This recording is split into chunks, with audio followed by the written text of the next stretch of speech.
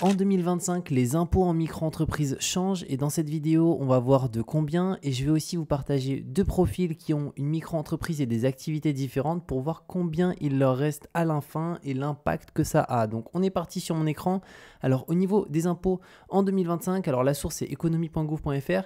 Donc premièrement ici c'est le barème de l'impôt pour 2025. Après on va prendre des exemples avec des chiffres concrets pour savoir réellement quand on est en micro-entreprise, combien il nous reste dans la poche pour un certain montant réalisé. Mais on peut voir que c'est par tranche d'imposition. Donc pour l'exemple, lorsqu'on est entre 11 295 euros à 28 797 euros, on est sur la tranche des 11%. Ensuite, dès qu'on passe à l'euro supérieur, ici, donc 28 798 à 82 341, on est à 30%. Donc on n'est jamais au niveau de l'impôt directement, imaginons à 41% ou à 45%. Non, ça va être évolutif. On a la première tranche qui est en dessous de 11 295 euros où on est à 0%. Puis la deuxième, ici on est à 11, la troisième si on est entre ici et ici à 30, etc. etc. Donc ça va être évolutif. Donc il faut savoir que le micro-entrepreneur, il est soumis à l'impôt sur le revenu. Il faut prendre en considération que c'est que votre chiffre d'affaires connaît un abattement pour les charges. C'est-à-dire que les impôts prennent en considération que vous avez des charges. Donc même si aujourd'hui vous travaillez depuis chez vous, depuis votre ordinateur et que vous avez zéro charge, il faut savoir que les impôts vont mettre en place un abattement parce qu'ils vont estimer que vous avez quelques charges liées à votre activité. Mais vous n'allez pas pouvoir les sélectionner. L'abattement, il est déjà prédéfini par les impôts. Donc vous n'avez pas à calculer, comme je l'ai marqué, vos frais professionnels puisque l'abattement il est calculé en fonction de l'activité. Et donc là, on a les pourcentages d'abattement. C'est 34% pour une activité de service, 50% pour une activité libérale et 71% pour une activité de marchandise. Si vous ne savez pas dans quoi rentre votre activité, n'hésitez pas à me la mettre en commentaire, je vous répondrai avec plaisir et je vous dirai exactement est-ce que vous êtes en activité de service à 34%, en activité libérale à 50% d'abattement ou en activité de marchandise à 71%. Maintenant, le barème progressif de l'impôt sur le revenu il va être appliqué à votre bénéfice imposable, c'est-à-dire le fameux barème qui est juste là. Donc ce calcul, il est accompli par l'administration fiscale, donc c'est eux qui font les calculs. Nous, on ne peut rien faire à ce niveau-là, juste on déclare notre chiffre d'affaires à l'URSSAF et après l'URSSAF de toute façon transmet les informations aux impôts et lors de notre déclaration d'impôt, c'est indiqué et ça déterminera le montant d'impôt sur le revenu dont on est redevable. Donc par exemple, si vous exercez une activité de prestation de service et que vous avez réalisé un chiffre d'affaires annuel de 50 000 euros durant l'année, le calcul d'imposition de la micro-entreprise sera le suivant. Donc montant de l'abattement forfaitaire. Alors une personne qui fait de la prestation de service ici, pour le coup, elle va être avec un abattement de 34%, soit 0,34. Ici, pour calculer, donc elle a 17 000 euros d'abattement. Donc ce montant imposable, ça va être ici le total du chiffre d'affaires qu'elle a réalisé, moins l'abattement, 17 000 euros. Donc elle va être imposable sur 33 000 euros juste ici. Rappelez-vous, sur les 33 000 euros, du coup, on se dit, tiens, 33 000 euros, c'est cette tranche-là, à 30%. Non, il y a d'abord d'autres tranches avant. Il y a la tranche à 0, la tranche à 11, et ici, il y aura aussi une partie de la tranche à 30%. Donc maintenant, ce qui va être intéressant, c'est que par conséquent, donc l'imposition de la micro-entreprise, dans cet exemple, l'administration fiscale, donc, elle ne retiendra que 33 000 euros de revenus et non pas 50 000. Prenons maintenant deux exemples. Et on prendra après aussi un autre type d'imposition qui est le prélèvement libératoire pour voir aussi comment ça se passe. Et c'est ce que vous y avez droit aussi parce que ça peut être intéressant dans certaines conditions. Donc là, c'est un graphiste, on va l'appeler Jérôme. Il a réalisé 60 000 euros de chiffre d'affaires. Donc pour le coup, là, il est en prestation de service. Donc il est à 60 000 fois 0,34, donc 34% d'abattement. Donc il a un abattement de 20 400 euros. Donc les impôts vont prendre en considération qui va être imposable sur 39 600 euros. Maintenant, du coup, il y a les différentes tranches. Donc la première tranche à 0%, c'est jusqu'à 11 294 euros. Donc pour faire simple, si vous avez réalisé un chiffre d'affaires, une fois qu'on enlève l'abattement, qui est annuel en dessous de 11 295 euros, vous allez payer 0 euros d'impôt. Donc là, tranche à 0, par contre, lui, il est imposable sur 39 600. Donc là, il paye 0 sur cette tranche. La deuxième tranche, donc concrètement, la deuxième tranche ici, c'est 11%. Donc là, pour faire le calcul, comment ça se passe ? Finalement, la deuxième tranche, c'est 28 798 euros moins 11 295, ce qui nous permet ici d'avoir le chiffre suivant qui est 17 502. Et donc là, 11% sur 17 502, ça fait 1 925 euros d'impôt. Par contre, il a 39 600, donc là, il passe aussi à la tranche, on peut voir, qui est ici, de 28 000 à 82 000, qui est à 30%. Et donc là, pareil, on a refait les calculs juste là. Donc ça fait 10 802 euros qui est sur cette tranche. Donc ça fait 3 240 euros et 60 centimes d'impôt. Donc son total d'impôt ici à ce fameux Jérôme, il est de 0 euros pour la première tranche, plus 1 925 deuxième tranche, plus 3 240,6 centimes, 60 centimes, troisième tranche. Ce qui nous fait ici un total d'impôt à payer à la fin de l'année de 5 165 euros et 60 centimes pour ici cette personne. Donc si au niveau de la représentation, qu'est-ce que ça donne si on calcule, imaginons sur son chiffre d'affaires, on aimerait avoir une approximation de sur le chiffre d'affaires, si on enlèverait la partie abattement et tout, le pourcentage que ça représente, ça représente 8,60%. Donc si imaginons ce Jérôme gagne 100 euros et qu'en général il fait à peu près 60 000 euros par an, il faut compter 8 à 9% d'impôt sur le revenu. Bien entendu, il y a aussi, on ne l'oublie pas, les cotisations URSSAF qu'on a déjà payées, qui sont, quand on est, pour l'exemple ici, comme Jérôme, graphiste, en BNC, de 24,6%. Donc 24,6% plus ici ces fameux 8,6% d'impôt en fin d'année. Donc ça, c'est important de savoir comment se calcule l'impôt sur le revenu. Maintenant, un exemple 2, là, c'est une personne qui fait de l'e-commerce, donc de l'achat-revente en ligne, et lui, il a réalisé 120 000 euros de chiffre d'affaires. On va l'appeler Thomas. Alors Thomas, du coup, l'abattement ici, il est beaucoup plus important, c'est qu'il est de 71%.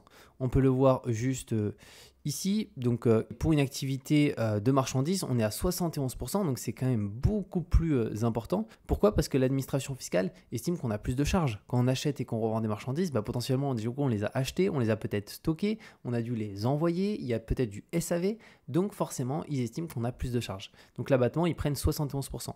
Donc là, sur 120 000 euros, donc fois 0,71, ça fait 85 200 euros d'abattement. Donc quand on fait 120 000 moins 85 200, il reste 34 800 euros imposables pour ce fameux Thomas. Donc là, pareil, on refait l'exercice. Je pense que vous avez compris les différentes tranches. Donc tranche 1, il est à 0. Tranche 2, il va devoir 1 925 euros et tranche 3, 1 800 euros. Donc son total d'impôt est de 3 725 euros à la fin de l'année. Donc, ce qui représente un pourcentage de 3,10% de son chiffre d'affaires réalisé de 120 000 euros directement. Parce que n'oubliez pas, l'abattement au niveau des impôts, en fait, ils regardent, quand on est en micro-entreprise, pas du tout le bénéfice, ils regardent exclusivement le chiffre d'affaires. Ils mettent un abattement sur le chiffre d'affaires, donc sur ce qu'on déclare à l'URSSAF, un point c'est tout. Donc ça, c'est important à prendre en considération. Maintenant, ce qui va être pertinent aussi, c'est de regarder un deuxième cas, c'est l'option pour le versement libératoire en micro-entreprise. Alors là, cette option, elle est réservée à certains micro-entrepreneurs en fonction de leur situation personnelle. Donc ainsi, pour pouvoir opter pour le versement libératoire en micro-entreprise, vous devez avoir un revenu fiscal de référence du foyer fiscal de l'avant-dernières années inférieur à l'un des montants suivants de votre situation ici familiale que je vais vous partager. Donc premièrement, si vous êtes seul sur votre déclaration d'impôt, du coup on considère que vous êtes une part. Donc pour bénéficier pour le coup du versement libératoire, il faut que vous soyez en dessous de 27 478 euros. Si pour le coup vous êtes deux parts, donc imaginons un couple pacsé, là vous êtes à 54 956 euros. Donc si vous êtes marié ou pacsé avec déclaration commune.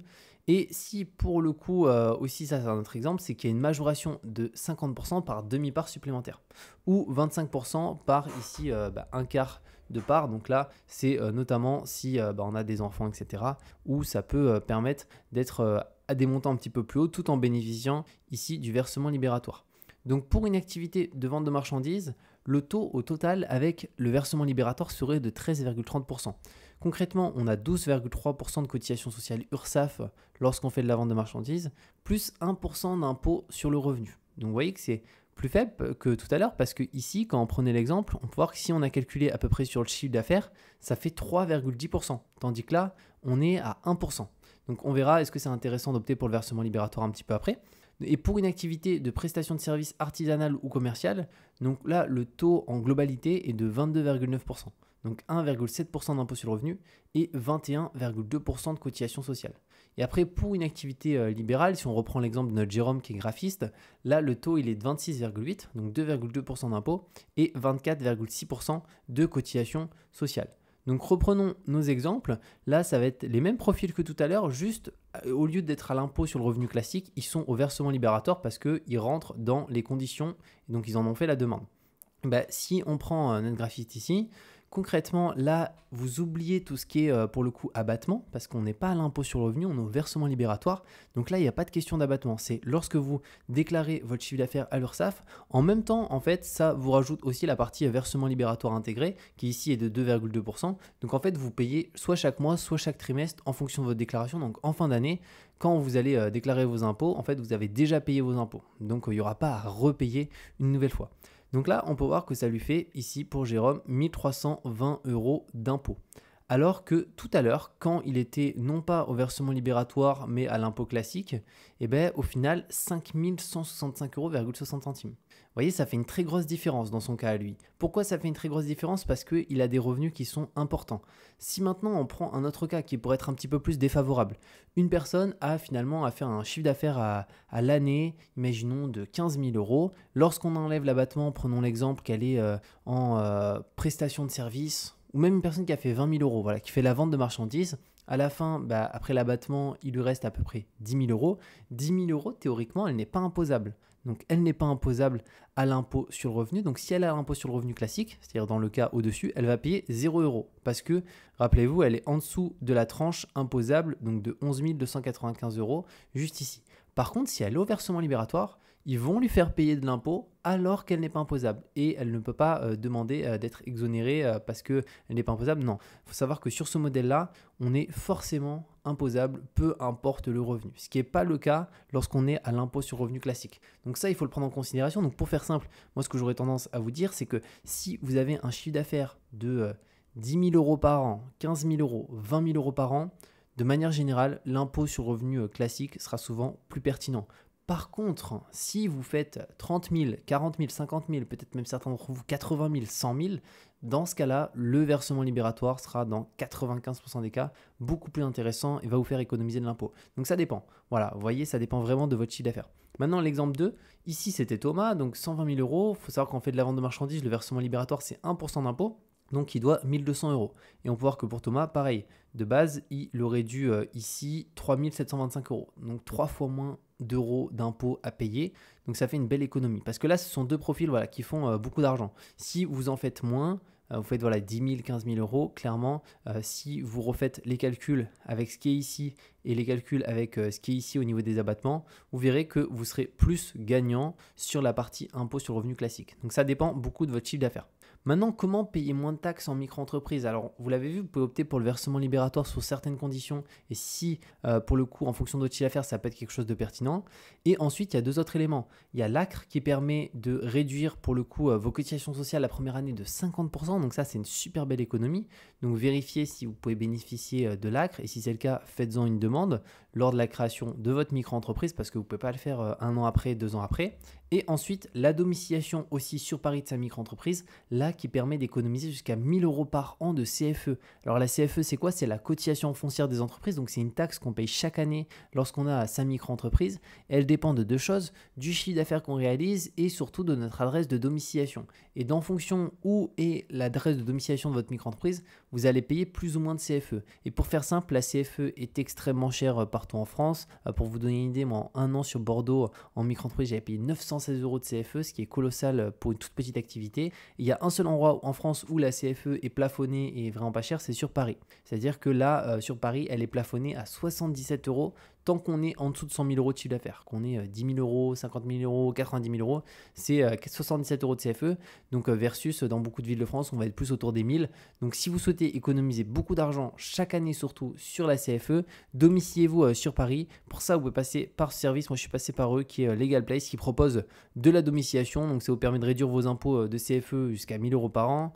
Au-delà de ça, ça vous permet aussi de protéger votre adresse personnelle en tant que micro-entrepreneur. Donc ça, c'est vachement bien. Donc je vous mettrai un lien sous cette vidéo directement qui vous permet d'en profiter. Et clairement, vous allez faire de super belles économies là-dessus. C'est-à-dire que malgré un abonnement à la domiciliation, vous économiserez au moins 500 à 600 euros par an minimum, parce qu'il y a aussi des personnes qui payent 1500, 2000 euros de CFE. Et quand ça arrive et qu'on reçoit le papier à payer du CIE, comme quoi on doit 1000 euros de CFE, ça fait extrêmement mal. Donc si vous n'avez pas vu ça, domiciliez-vous sur Paris. Je vous mets un lien avec aussi un code promo qui est JulienOka, qui vous permettra d'avoir 15% de réduction sur la domiciliation.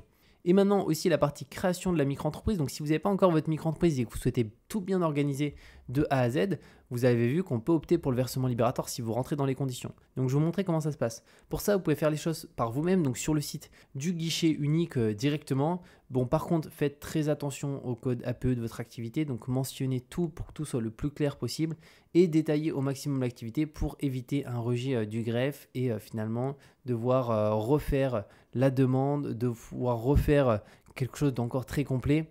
Parce qu'au niveau du greffe, en fait, sur chaque terme, etc., ils sont assez pointilleux. Donc ça, c'est une des solutions. Et la deuxième, c'est de le déléguer. Pour ça, vous pouvez le faire aussi via LegalPay, ce qui est top.